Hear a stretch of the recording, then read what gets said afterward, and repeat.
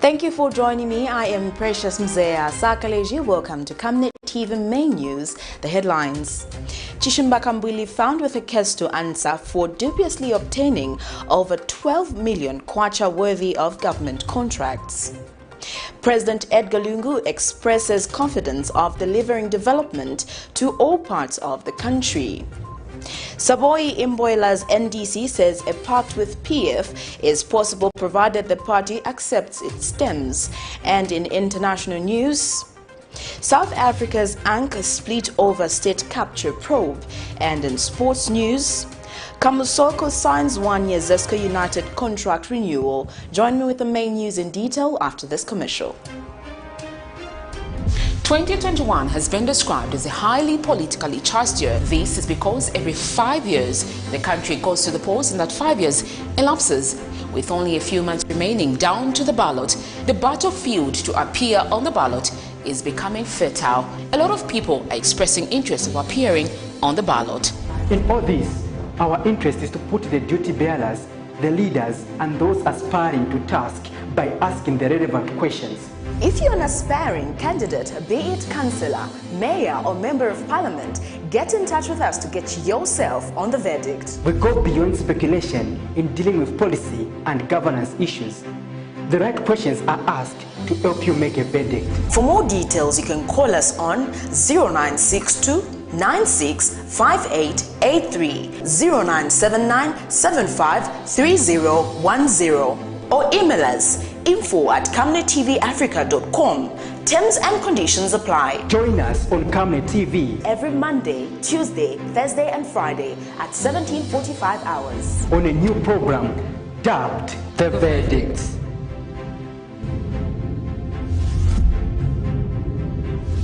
Remember that Camnet TV is not just another channel. And other main news in detail.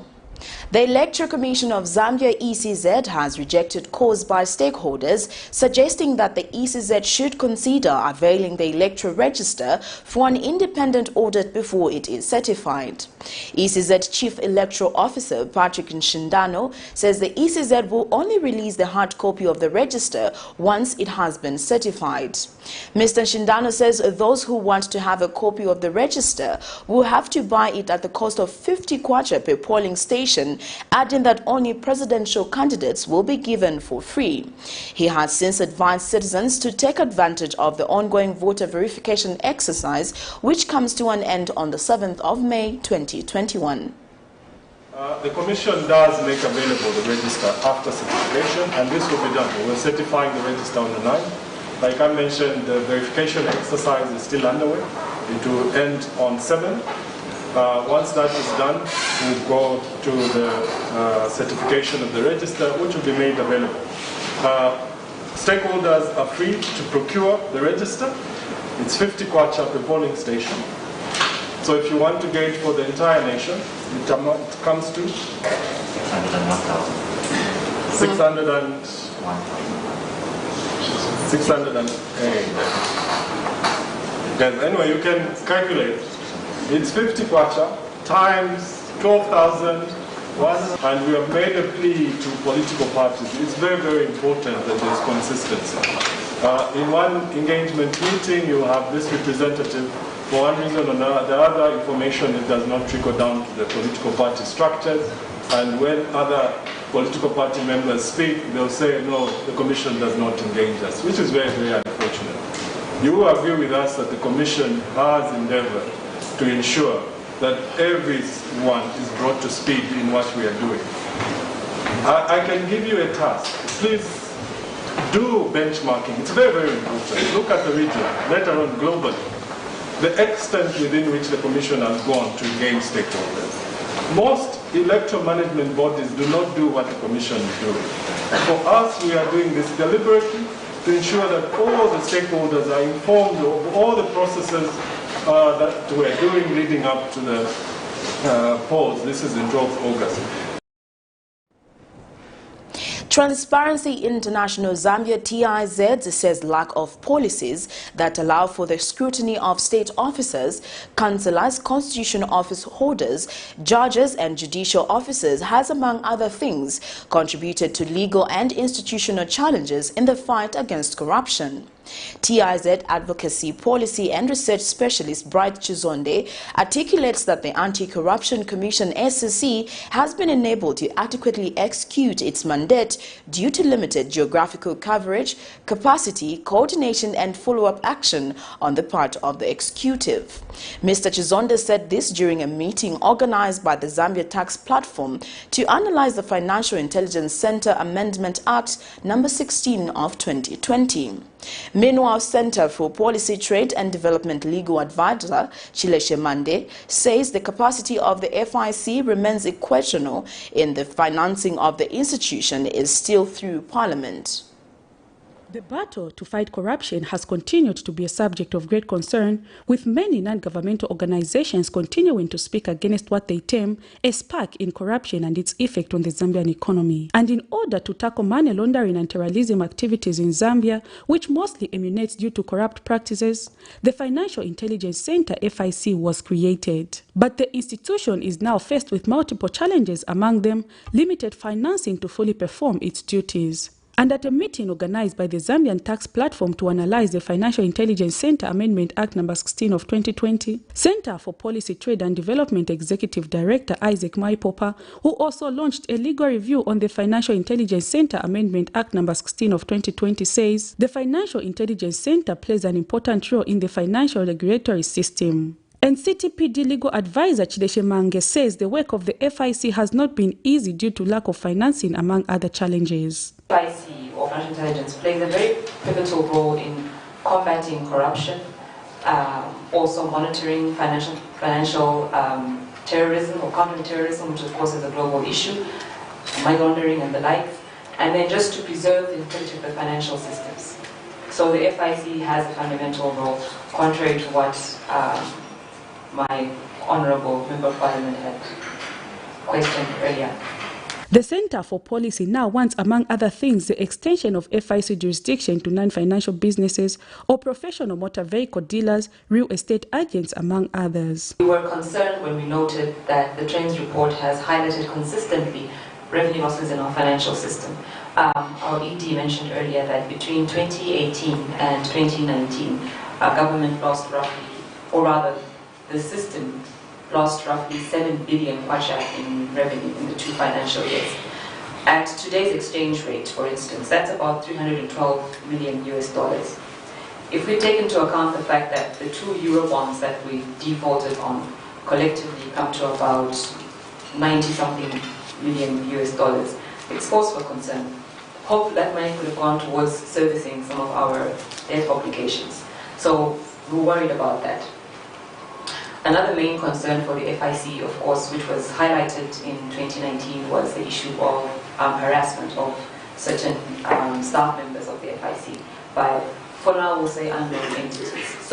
Meanwhile, Transparency International has made recommendations to help fight corruption in the country. Then we have limited capacity.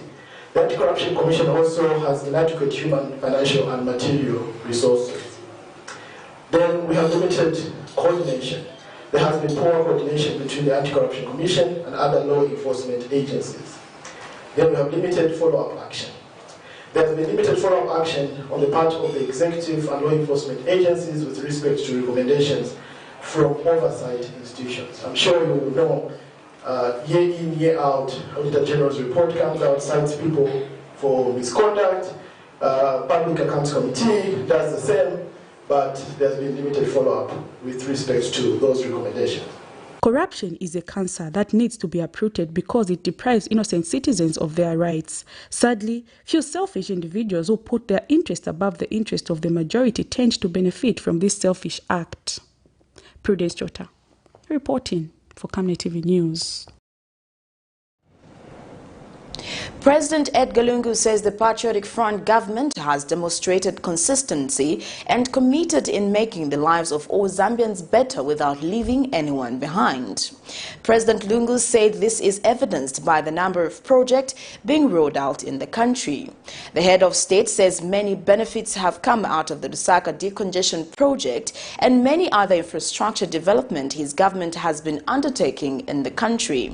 And President Lungu says he is impressed with the level of commitment Zambian engineers are putting in to ensure that local infrastructure developments are up to standard.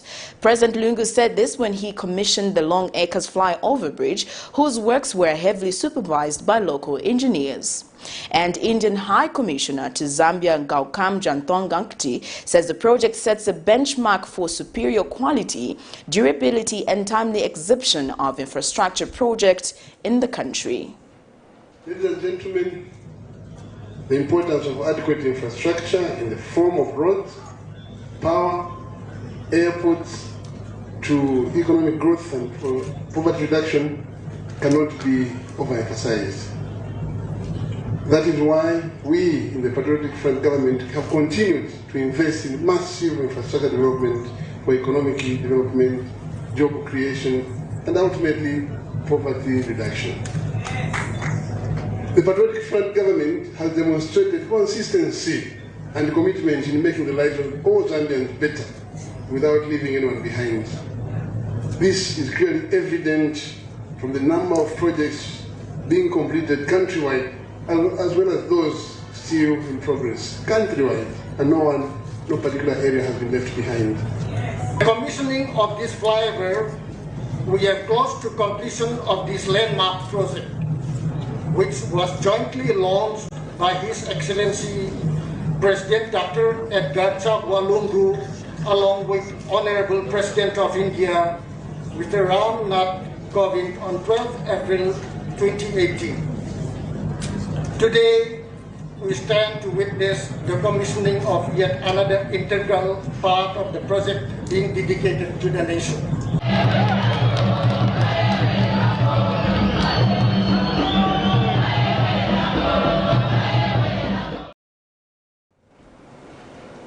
The Kidney Foundation of Zambia has refuted claims by the Minister of Health, Dr. Jonas Chanda, that kidney failure patients on peritoneal dialysis therapy are accessing the service from the University Teaching Hospital and other hospitals countrywide. Kidney Foundation of Zambia Chairman Tabo Kawana says there are no peritoneal dialysis PD fluids at the University Teaching Hospital in both the adults and children's wards. Dr. Chanda had on Thursday, 29th of April 2021, in response to a question raised by Chamber Member of Parliament Sebastian Kapolande, who wanted to know when dialysis fluids and other consumables required for PD therapy would be available, told the Parliament that renal patients were already accessing fluids. But Mr. Kawana says patients are being referred to Augusta, the supplier, to purchase PD fluids at 2,000 kwacha per box per day for manual-based dialysis and 4,200 kwacha per box per day for machine-based dialysis. The Minister of Health himself is very aware of the gravity of the situation at the renal unit that the renal patients are going through. He's aware that in the last 5 weeks or so, we have had no consumables, meaning that people have had to go and buy their own consumables. The consumables are expensive and out of reach for patients, and therefore they cannot afford to buy them. And this has resulted in deaths at the renal unit. We have lost a number of people within Lusaka, within Chipata, within the Copper Belt, all in the renal units as a result of inadequate dialysis and in most cases no dialysis at all. Now this is a situation we have brought before the minister and he's aware. So for him to go and stand before the floor of Parliament and claim that the situation is normal and that people can go to UTH and check if they want to, really is disturbing. Now we know that lying is a very big word to use, but the fact that he went and stood before Parliament and said what he said, which literally he lied. And that is why now we are making a clarion call to His Excellency the President to intervene Clearly, his minister is not interested in sorting out this problem. The people are dying, and there's problems out here, and we want the government to intervene. The biggest problem is simply that the supplier of consumables has not had his contract renewed, and it is the Ministry of Health that has not renewed his contract. The Lusaka Magistrate Court has found former National Democratic Congress NDC President CHISHIMBA KAMBWILI, his son Mwaba, and 2 Zambia Revenue Authority officers with a case to answer in a matter which they are accused of presenting a fake tax clearance certificate to secure government contracts. Mr. KAMBWILI, his son Mwamba, and the 2 ZRA officers are facing 35 counts of being in possession of properties suspected to be proceeds of crime, while Mr. KAMBWILI is also facing another charge of abuse of authority of office when he served as cabinet minister. When the matter came before Principal Magistrate Mwaka Mikali for ruling on whether the accused person had a case or no case to answer, the magistrate stated that the prosecution had established sufficient evidence to warrant all the 5 accused to be placed on their defense. And after his court appearance, Mr. KAMBWILI accused Zambian journalists of not reading, hence misleading the nation through their articles. 3 weeks after being found with a case to answer for allegedly uttering defamatory words against the head of state by Chief Resident Magistrate Lamek Mwale, the now former National Democratic Congress leader CHISHIMBA KAMBWILI has once more been found with a case to answer by Principal Magistrate Mwaka Mikali for an offense of being in possession of property suspected to be proceeds of crime. Appearing before court Friday morning for ruling on case or no case to answer, Magistrate Mwaka Mikali ruled that the state had established sufficient evidence to compel the 5 accused be placed on their defense and give their side of the story. The former opposition leader, who in this matter has been jointly charged with his son Mwamba, Mwamona Engineering and Technical Services, and 2 others, will in the next court session avail the method of evidence they will give before court. In this matter, KAMBWILI, his son Mwamba, Mwamona Engineering and Technical Services, Lukwe Samsonda, and Mulenga Makasa are charged with 1 count of making a document without authority, 1 count of uttering a false document, 2 counts of obtaining pecuniary advantage by false pretenses, and 35 counts of being in possession of property suspected to be proceeds of crime. It is alleged in one of the counts that Mwamona Engineering and KAMBWILI on dates unknown, but between August 1st, 2014 and September 30th, 2016 in Lusaka, whilst acting together by means of false pretenses, dishonestly obtained more than 2.3 million from China Henan International Corporation Group Limited, purporting that Mwamona, a company which was subcontracted, was executing the works on LUNGU Mansa Road when in fact not. KAMBWILI and Mwamona are also alleged to have presented a false ZRA tax clearance certificate to ZESCO, purporting that it was genuinely issued, resulting in the award of a contract of 8 million for the construction of houses and toilets under the Luzuu hydropower project, thereby obtaining pecuniary advantage of a contract sum of more than 1.6 million.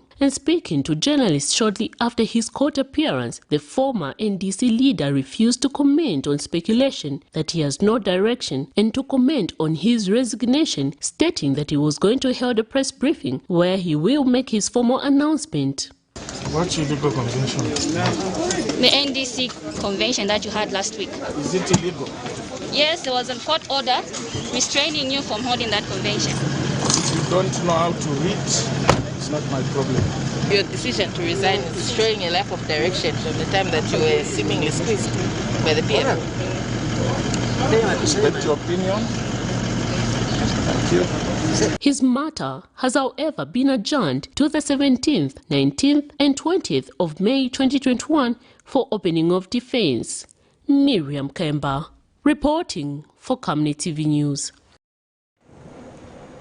In other news, High Court Judge Catherine Lombe has recused herself from handling the matter in which UPND leader Hakainde Hichilema has been sued by an administrator of the estate of the late George Hambwalula over the alleged fraudulent purchase of 3 farms in Kaloma District, Southern Province. In this matter, Mishek Hambwalula sued the UPND leader in the Lusaka High Court as the administrator of the estate of his late father George Hambwalula and as a beneficiary of the estate. KAMBWILI is seeking an order for an interim injunction restraining Hichilema or his agents or anybody purporting to act on his behalf from carrying out farming activities, erecting structures, cutting down trees, entering, occupying or interfering with the beneficiary's quiet enjoyment of farm number 3275, farm number 801 and farm number 803 in Kalomo. KAMBWILI also wants an order for possession of the farm number 3275, farm number 801 and farm number 803 payment of maintenance profit for illegal use and illegal occupation of the farms and damages among others. But in a notice to the acting judge in charge, Judge Lombe says that since she presides over the matter in which Hichilema was sued by the Hatembo family, there is a high risk she would be perceived to be potentially biased in handling the matter. Copperbelt Energy Corporation CEC Managing Director Owen Silavwe says the company believes that the court ruling which went in favor of his company provides an opportunity for the parties' involvement to engage in good faith negotiations that should lead to the conclusion of a commercial agreement. Recently, the Lusaka High Court, through Judge Elita Mukisa, quashed Energy Minister Matthew Nkuwa's decision to declare CEC's transmission and distribution lines as a common carrier. Addressing stakeholders at the company's annual general meeting, Mr. Silavwe says negotiations will bring to an end the ongoing commercial disputes involving CEC, ZESCO and KCM. According to Mr. Silavwe, the company is committed to working closely with all stakeholders to resolve all outstanding matters. The annual general meeting was held virtually in view of the COVID-19 guidelines. Following advice from our legal experts, we sought judicial review.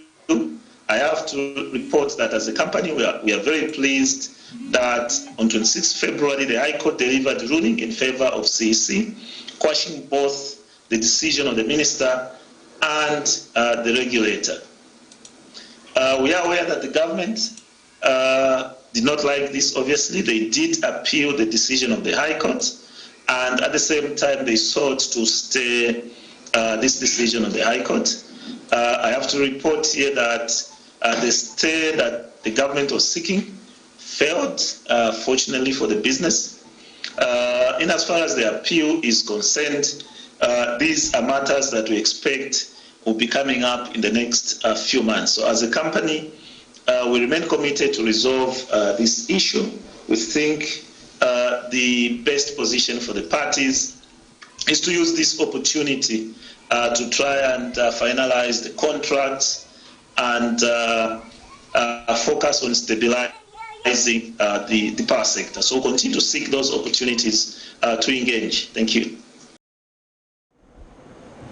You're watching Camnet TV Main News. We take our first set of commercials. We'll be back with more news after this. From time immemorial, we have had different types of lighting options, from those that can burn down our investments in minutes to those that dig holes in our pockets due to constant replacement and huge consumption of our ZESCO units. Savenda Electric introduces the new and advanced electric bulb with cutting-edge technology of LED that has low power consumption, gives out bright white light, and lasts up to 25,000 hours. Savenda Electric manufactures all types of LED light, like plastic LED fluorescent tubes, down lights, ceiling lights, outdoor fittings, and solar street lights made to customer specifications. Let's live on the bright side of life by choosing the wide range of Savenda electric lighting solutions that are available in all leading stores and supermarkets countrywide. For orders, call 0962-642-490 or email jnbunda@savenda.com or pchabula@savenda.com. Every day for me means hard work. Going to sell my goods at the local market. To get more customers, I have my secret. Oracle Pure Glycerin.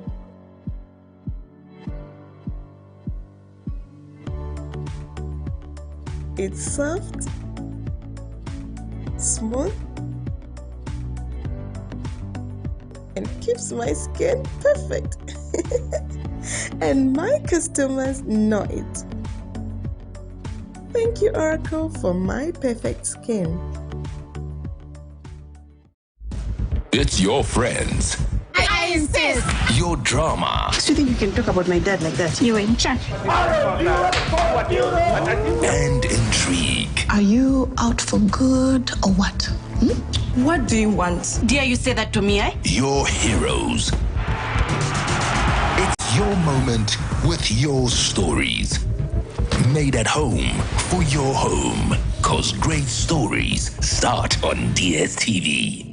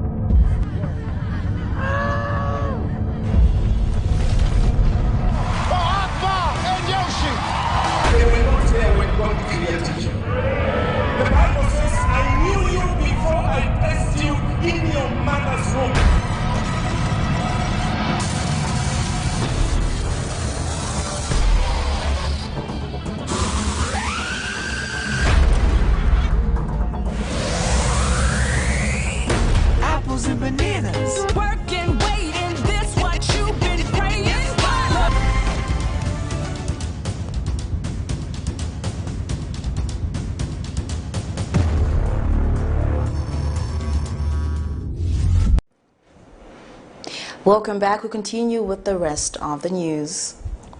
Mary Chewe, a resident of Lusaka, has expressed skepticism to take the COVID-19 vaccine owing to what she claims is the government's failure to administer her with the second dose of the cholera vaccination.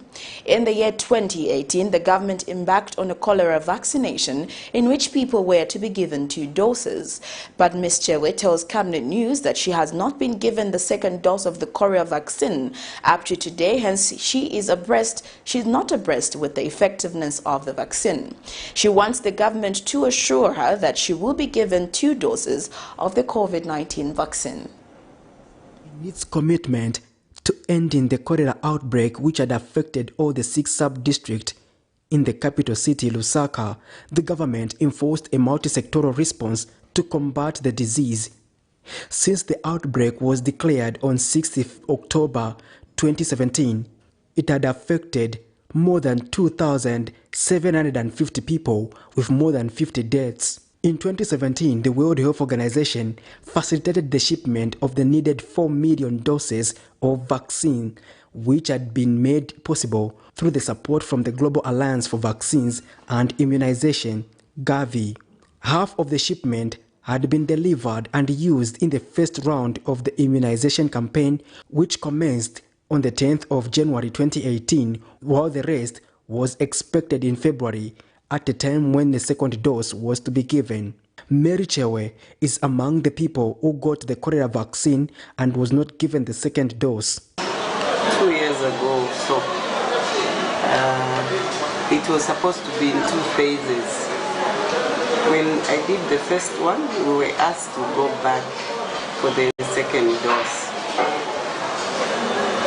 But when I went back, they told us that they had not received the vaccines. Up to today, it just died a natural death. I haven't been able to get the second dose. So I'm worried what could have done to my body because it was supposed to be in 2 phases. And in this COVID-19 era, the government has set up 179 vaccination sites across the 10 provinces, including some sites within community settings, to get more people immunized against the COVID-19. Now that various stakeholders are encouraging the people to take the COVID-19 vaccine, Ms. Chewe is skeptical as she wonders if or not the government will be able to ensure that she gets the required 2 doses of the AstraZeneca vaccine. I'm equally worried. I'm unable to go and take the first dose because I'm not sure whether this government will manage to give us the second dose. That's why, I'm appealing to the relevant authorities to explain the situation where they have everything in place. I hope this thing won't repeat itself like the cholera vaccine. Efforts to get clarity from health authorities could not be actualized by broadcast time, but measures are underway to get an official position. Patrick Soko, Camnet News.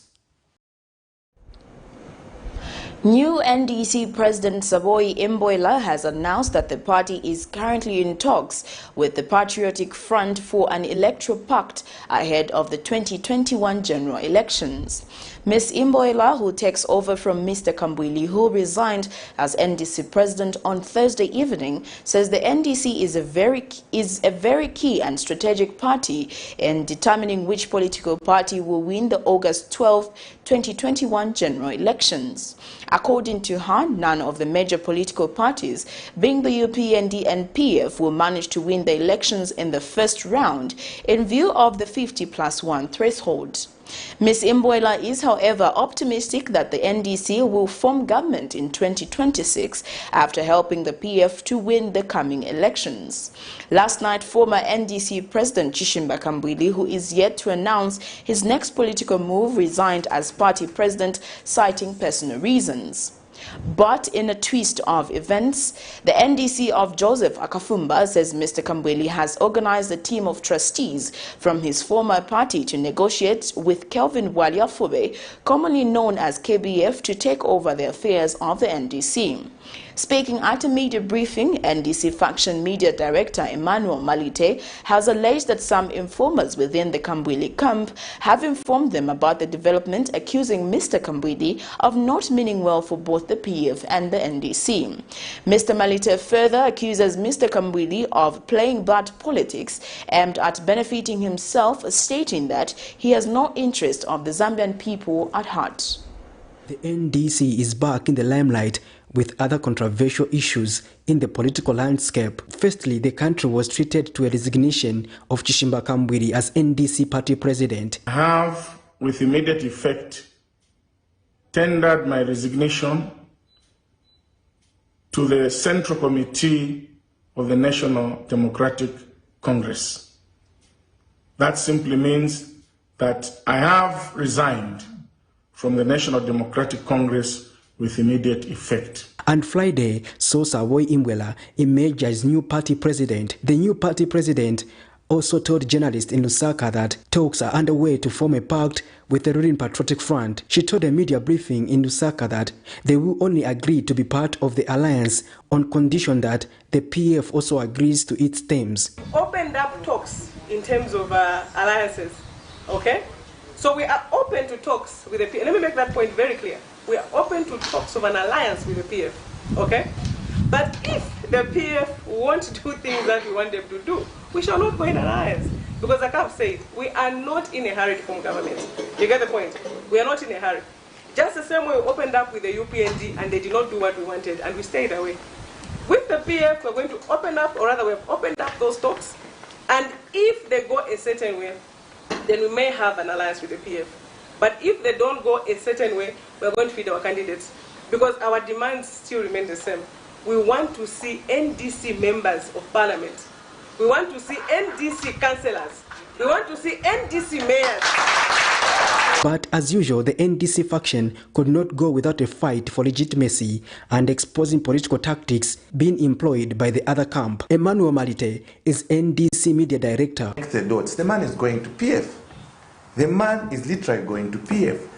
He goes in, sneaks in, trying to want to negotiate. He apologized first and trying to go and send his agents to go and negotiate with KBF. And you know, members of the press, countrymen and women of this country, you know that Council KBF is against the adoption of President Lungu for 2021. Now look at this confusion. The same confusion that we've been passing through. He's going to PF to be campaigning for PF. He's going to have someone that he has installed to be running NDC who's against the presidents of President Lungu. Look at the danger that this man is causing because of these double standards. It seems the NDC issues will be here for some time. President Joseph Akafumba is the recognized president of NDC by law. And he is the one that is in charge. I am the national spokesperson. He is the media director. We have a vice president, Mr. Edward Mumbi. We have a secretary general, Mrs. Bridget Atanga, in whose name the case is in court. In whose name the case is in court on behalf of the party. These are the officials of NDC. This is the only NDC that exists. What CHISHIMBA is purporting, CHISHIMBA KAMBWILI is purporting to be NDC is not NDC at all. So, that press conference, that press briefing that was made, the video that was made by Dr. CHISHIMBA KAMBWILI last night is contemptuous as well. So, and anybody else will be adding on to state anything related to calling themselves or masquerading as NDC, we are adding on to the contempt. Patrick Soko, Camnet News. In other news, Cheshire Home Society of Zambia has underscored the need for government to facilitate the easy movement of persons with disabilities. Organization chairperson Gaudenzio Rossi has reminded government to effectively domesticate the United Nations Convention on the Rights for Persons with Disabilities, which Zambia is a signatory to. He made the remarks during the handover ceremony of vehicles, computers and solar equipment to the Cheshire Homes partner organization, including One Network organization. Article 9 on accessibility of the Convention on the Rights for Persons with Disabilities lays out measures that state parties should put in place to ensure that persons with disabilities have access on an equal basis with others to physical environment, to transportation and communication, including information communication technology systems, both in rural and urban areas. But however, this remains a challenge in the country. Cheshire Homes Society of Zambia has underscored the need for the government to facilitate easy movement of persons with disabilities in the country. The organization has been playing a critical role to complement the government's efforts in safeguarding the plight of persons with disabilities in the country. The organization handed over vehicles, computers and solar equipment to Cheshire Homes partner organizations, including One Network organization. Is our protector, really. And it does when he can try to help us. At the time I'm just failing to reach him, so it is one of these things. We are signatory as Zambia of certain United Nations protocols, which we don't really observe. And this is where the appeal is on your TV. Please, to the government, please, can we observe the protocols which we have signed? Some of them have to do with, I don't know, having proper entrances for disabled people in new buildings. Cheshire Homes National Coordinator Kame Manguni also shared his views. Yeah, so today we've just handed over 4 minibuses, 1 Nissan Patrol, and 5 computers, 1 printer, and the solar equipment to 7 partner organizations. So as Cheshire Home Society of Zambia, we support programs for children and young persons with disabilities in the whole country. So we are currently supporting about 25 partner organizations in Zambia, and all these partner organizations, they implement different programs. But essentially we have this program called the Child Empowerment Program, which aims at supporting children's rights and also supporting their needs, various needs, removing their barriers and supporting their rights for them to have access to services. Yeah. And beneficiary organizations expressed gratitude for the gesture. Proud to receive the bus. It will help us with our transport challenges. We attend to young adults from all over Lusaka, and some of them, because of their mental or cognitive lack of development, it's hard for them to come by bus, and some parents are not able to afford daily transport. So to be able to have our own bus to pick up these students from different locations and have them come to the program really helps us in the goal to make them independent. So this gift to us is actually a prayer answered. We have actually received it with great joy, But with these new buses we have received, there is a space where the wheelchair can be taken, and we are not struggling like the way we used to struggle to lift the child before entering the bus. These buses have all the facilities. From down, the child can be found in the bus. Patrick Soko, Camnet News. Zambia's Ministry of Agriculture and the Brazilian fertilizer company RENEWAL has held talks aimed at commencing the fertilizer partnership between Zambia and Brazil. Speaking when she addressed the stakeholders during a virtual meeting, Zambia's ambassador to Brazil, Dr. Alfreda Kasembe-Mwamba, called on RENEWAL to consider possibilities of partnering with the Nitrogen Chemicals of Zambia, NCZ, through technology advancement and production of phosphate fertilizer. Ambassador Kasembe-Mwamba said the RENEWAL's fertilizer would enable Zambia to produce the drought-resistant bumper harvest, as well as benefit the small-scale and commercial farmers in the country. And RENEWAL company director Renato Costa notified the stakeholders that the Brazilian fertilizer company is ready to send 1-ton food container of fertilizer to Zambia as a pilot project to ascertain its result on the Zambian soil. Mr. Costa said his company is ready to do business with Zambia because of the country's vibrant agro-vision. And speaking on behalf of the Ministry of Agriculture, Principal Agricultural Economist Mr. Peter Zulu advised RENEWAL to send a sample of the fertilizer to Zambia for evaluation before importation. Other stakeholders that participated in the meeting included the Ministry of Commerce, Trade and Industry, Zambia Agricultural Research Institute and the Zambia Development Agency. This is contained in a statement issued by the First Secretary, Press and Public Relations at the Zambian Embassy in Brazil, Grace Makowane. Establish a distribution center will contribute to the increase and availability of inputs on the market, as well as boost crop production through increased yields and crop diversification. When a hub is set up in Zambia, exports could be made within the region as well, beyond the borders of Zambia, north, south, west, east. It is therefore my hope that through this meeting, we will be able to discuss areas of cooperation that will not only strengthen our bilateral ties, but translate into tangible results that will enhance our trade and investment relations. Samples of this product to take to Zambia and make some trials in Zambia agriculture. Nowadays, RENEWAL distribute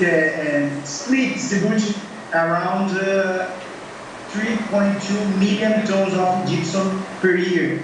So to understand better, we are talking to delivery around 500 trucks per day here in Brazil, in main agricultural states. We take our second set of commercials. Coming next is international and sports news. Stay tuned. Making GoTV payments is easier than you think. But first, you have to log in. First of all, open the GoTV app. Then select your country. Fill in your surname or cell phone number, and then your IUC number. That's it. You can log in. Welcome to your home page. Now click on Pay Now. Select Make a Payment. Next, you will be asked how much you wish to pay. You can do this by clicking on the space next to the kwacha sign and entering the desired amount. All the details of your payment, including account details and amount you are paying, will appear. Make sure everything is in order. Now click on the Ting button under Choose Payment option. When the Ting window pops up, click on OK and then Pay Now. Now, select Preferred Card Payment or Mobile Money option. When the Make a Payment window opens, click on the pink Pay Now button. Now, you simply authorize the payment by clicking on Send Prompt, which will send a prompt to your mobile number. Once you've received the prompt on your phone, simply enter the unique PIN and you are done. Go TV. Love it. In this fast-paced era of industrial boom and population growth, there is need to invest in smart ways of managing electricity and water consumption and reducing utility billing costs associated with the postpaid billing system. At Savenda Electronics, we manufacture right here in Zambia different types of high-quality smart electricity and water meters to customer specifications. Savenda Electronics water and electricity meters help you monitor your usage and gives notifications such as low units, tampering, low battery, and many other features. These easy-to-use meters makes it easier to buy units even in these COVID times and top up just from the comfort of your space. Favorable contract terms are available to both electricity and water utilities. For more details, get in touch with us on the following numbers: 0956 580 349 or 0977 498 318. Savenda Electronics, the real deal. 2021 has been described as a highly politically charged year. This is because every 5 years the country goes to the polls, and that 5 years elapses with only a few months remaining down to the ballot. The battlefield to appear on the ballot is becoming fertile. A lot of people are expressing interest of appearing on the ballot. In all this, our interest is to put the duty bearers, the leaders, and those aspiring to task by asking the relevant questions. If you're an aspiring candidate, be it councillor, mayor, or member of parliament, get in touch with us to get yourself on the verdict. We go beyond speculation in dealing with policy and governance issues. The right questions are asked to help you make a verdict. For more details, you can call us on 0962 965883, 0979 753010, or email us info@CamNetTVAfrica.com. Terms and conditions apply. Join us on Camnet TV every Monday, Tuesday, Thursday, and Friday at 17:45 hours on a new program dubbed The Verdict.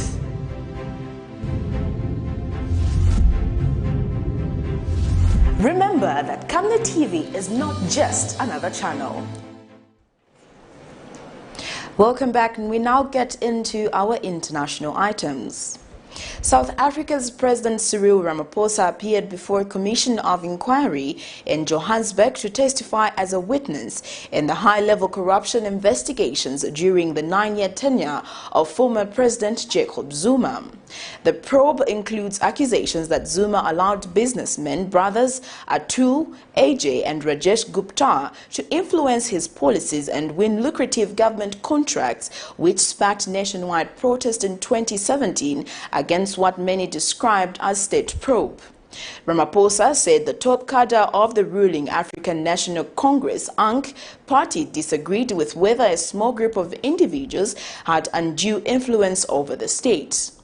Differences on whether indeed state capture existed, its extent and form, and what should be done about it contributed to division within the National Executive Committee and the ANC structures, Ramaphosa told the inquiry.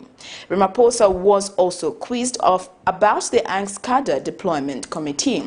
The ANC body is tasked with placing members into key government positions. The commission identified some key government posts as the source of continued and unbuttered corruption malpractices in the government. Ramaphosa says delays in addressing claims of state capture was not intentional by the governing party. The ANC head defended the need for MPs to toe the party line, saying they are in parliament on the party's ticket. There is always an exception for one or two or few members of the herd to hold different views. But the general rule of thumb in a party system is that you go along the party dictum or party line. The commission also dealt with the funding issue around his 2017 ANC campaign. I was far away from the finances that financed the CR17 campaign for the reasons that I've articulated that the managers did not want me to know. So that I should never be beholden to any of the people who gave money to the campaign. The Commission has set another 2 days for Ramaphosa to appear in May. Ntlantla Khatlhane, SABC News, Johannesburg. Subject of a major research, but the Burkina Faso authorities said Tuesday they had been executed by terrorists. An Airbus 310 jet belonging to the Spanish Air Force. Welcome back. In another item, the bodies of 2 Spanish journalists and an Irish wildlife activist killed during an anti-poaching patrol in Burkina Faso were repatriated early Friday aboard a military plane. Journalists David Barayan and Roberto Farrell were accompanying Rory Young ahead of the Jengete Wildlife Group in the Ali National Park on Monday when they were attacked. Security sources said the assailants had approached the group, which also included soldiers and forest rangers, in pickup trucks and on motorbikes. The 3 Europeans were initially reported missing and the subject of a major research, but the Burkina authorities said Tuesday they had been executed by terrorists. An Airbus 310 jet belonging to the Spanish Air Force touched down shortly after midnight Friday in the capital Ouagadougou, then took off again 2 hours later with the 3 bodies on board, according to AFP journalists. The bodies of 2 Spanish journalists killed during an anti-poaching patrol in Burkina Faso returned to their homeland on Friday. David Berian and Roberto Freire were working on a documentary with Irish wildlife activist Rory Young. Their convoy was attacked and the 3 were executed by terrorists, Burkina authorities said. Spain, shocked by the news, its foreign minister said, "We've demanded that Burkina Faso authorities investigate the events, that they clarify them and identify those responsible so they can be brought to justice. We don't want terrible events like this to be forgotten or go unpunished." The minister said Spain and Burkina Faso agreed to continue the investigation. Despite an insurgency claiming the attack, Spain wants further clarity. She says, "We've had a statement from a jihadist group claiming the attack. But this is not enough."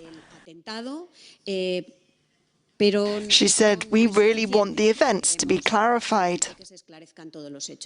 Like much of the Sahel, Burkina Faso has been the grip of an intensifying jihadist insurgency since 2015, as groups with links to Al-Qaeda and the Islamic State step up attacks on the army and civilians.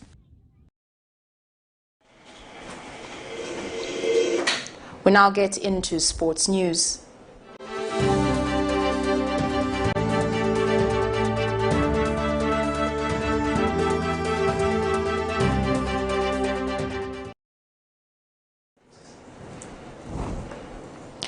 Zamfood Sport reports that Zimbabwean midfielder Tabani Kamusoko has extended his stay at ZESCO United with 1-year renewal. The dreadlocked Zimbabwean midfielder, who was part of the Warriors squad for the 2019 AFCON finals in Egypt, joined ZESCO from Tanzania giant Young African after a brilliant showing for the Warriors at the 2019 COSAFA Cup tournament in South Africa, where they reached the semi-finals. Kamusoko's initial 2-year contract was due to expire in July this year. ZESCO United Technical Chairman Peter Mtale confirmed the development to the ZESCO United Football Club media department shortly after agreeing to terms with the veteran midfielder. The 33-year-old, on the other hand, says his decision to stay in Ndola is purely based on the positive attributes he has found at the club. Kamusoko has been key to ZESCO United's resurgence in the 2020-2021 FAS MTN Super League, scoring 4 goals and controlling the midfield every time he is on the field. Well, that sports item brings us to the end of Camnet TV main news, but before we go, the headlines once again. CHISHIMBA KAMBWILI found with a case to answer for dubiously obtaining over 12 million kwacha worthy of government contracts. President Edgar Lungu expresses confidence of delivering development to all parts of the country. SABOI IMBOELA'S NDC says a pact with the PF is possible provided the party accepts its terms. And in international news, South Africa's ANC split over state capture probe. And in sports, KAMUSOKO signs 1-year ZESCO United contract renewal. Before we go, here is our CAMNET verse of the day, and it's coming from the book of Isaiah 53 verse 5, and it reads, "But he was pierced because of our transgressions, crushed because of our iniquities. Punishment for our peace was on him, and we are healed by his wounds." Thank you for joining me. I am Precious Mzeya Sakaleji. Continue watching CAMNET TV, not just another channel. Pleasant viewing.